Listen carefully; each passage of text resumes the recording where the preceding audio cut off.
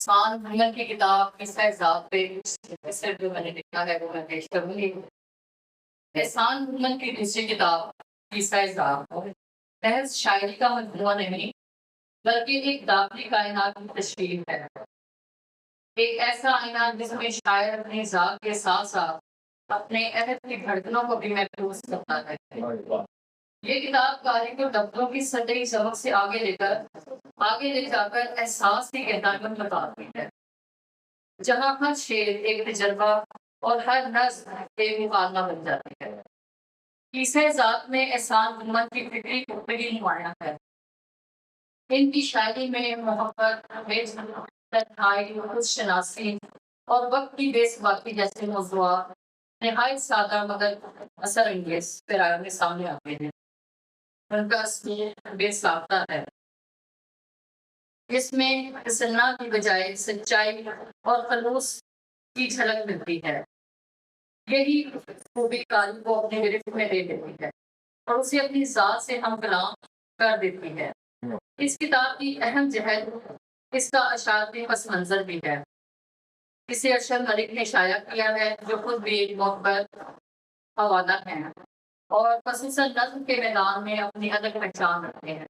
ایک شاعر کا کسی دوسرے شاعر کی تکنیکی سفر میں امین بننا اس بات کی دلیل ہے کہ قصہ ذات محض ایک کتاب نہیں بلکہ ایک ادبی اعتماد اور فکری ہم آہنگی کی علامت بھی ہے۔ یہ مجموعہ روبیر پبلیکیشنز راولپنڈی سے شائع ہوا، جو ادبی حلقوں میں معیاری کتاب کی فساد کے حوالے سے اپنی پہچان رکھتا ہے۔ قصہ ذات میں شاعر اپنی ذات کے قصے کو کائناتی تناظر میں بیان کرتا ہے۔ اس کے اشعار میں پڑھ کر وہ اجتماعی احساس میں بھر جاتا ہے اور قاری کو محسوس ہوتا ہے جیسے یہ کہانی اس کی اپنی ہو۔ کہیں محبت کی لطافت ہے تو کہیں جدائی کی کثرت، کہیں امید کی ہلکی سی کرن ہے تو کہیں وقت کی سختیوں کا اعتراف۔ یہ تمام عناصر مل کر اس مجموعے کو ایک مکمل ادبی تجربہ بنا دیتے ہیں۔ مجموعی طور پر قصہ ذات احسان محمد کے تخلیقی سفر کا ایک اہم سنگ میل ہے۔ یہ کتاب نہ صرف اردو شاعری میں ایک خوبصورت اضافہ ہے بلکہ ان قارئین کے لیے بھی ایک قیمتی تحفہ ہے جو ادب میں سچائی، گہرائی اور داخلی صداقت کو تلاش کرتے ہیں۔ احسان محمد کے کچھ اشعار میں آپ سب کے ساتھ شیئر کروں گی۔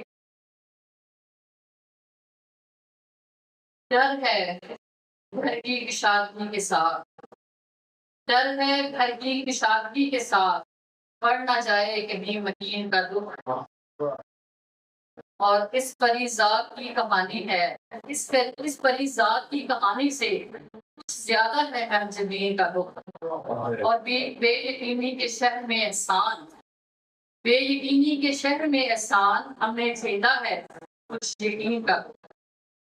اور ایک دو اشعار اور دیکھیے گا کہ